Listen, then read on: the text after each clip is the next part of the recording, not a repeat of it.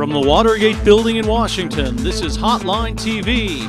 Now, here's Hotline editor, John Mercurio.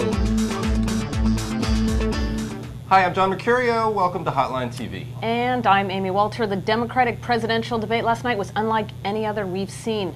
John, your analysis, reaction, feelings about talking snowmen, other things. It's been a long time since I've heard from a talking snowman, I'll put it that way. There was that time in college. Look, I think that this was a debate with winners and losers. The candidates are actually neither of those. I think the candidates were sort of a sideshow, sort of props on a stage at this point. There was no interaction between them, and that brings me to my loser, which is CNN, for not picking up on what was probably the biggest news-making opportunity during the debate. It was a discussion between Barack Obama's clearly made a strategy or a decision in his campaign to take on Hillary Clinton more aggressively on Iraq. He wanted to do that last night, but was relying on the moderator, Anderson Cooper, to give him, to sort of push the issue, to allow his push on Hillary Clinton and a follow-up, and to create a little bit of a confrontation between the two of them. Anderson Cooper dropped the ball on that issue.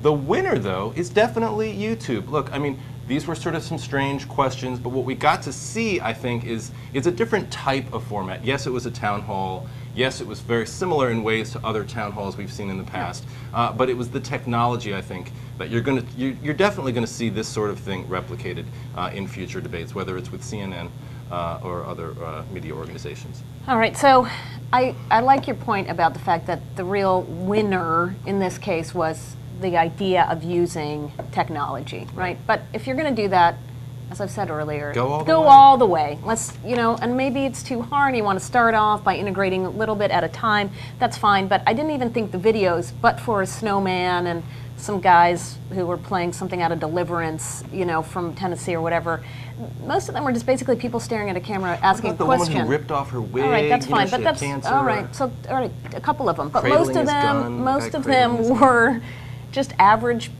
questions, right? People looking into camera and asking a question, which could have been anybody in the audience at any given time.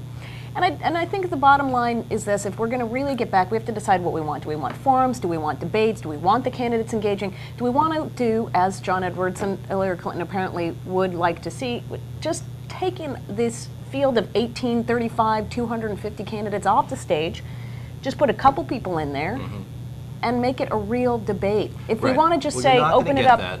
You're not going to get that with that big of a field, and you're not going to get that if simply you're going to say, we need to get X amount of questions answered, we need to cover 14 grounds. So let's just go say, we're going to make today all about Iraq, period, that's it, let's go. My biggest pet peeve this morning in CNN's coverage, it's sort of, congratulatory coverage of the debate, was the fact that they kept repeating the fact that they were able to get 49 questions into the debate, which was more than they had expected to get. Well, 49 questions among 8 Democratic candidates does not allow, as I was saying, as we were both saying, for a lot of interaction between the two candidates. And I think Anderson Cooper was under a lot of pressure to keep things going, to get another video on the screen, because that was really what the network wanted to try to highlight as much as possible, was the technology and not the interaction between the candidates. So again, I just go back to my main point. The candidates were props on a stage designed to highlight the technology.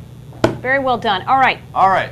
I'll you too. You're John Mercurio. All right, we're out of time for today, but thank you so much for joining us on YouTube TV. I'm sorry, Hotline TV.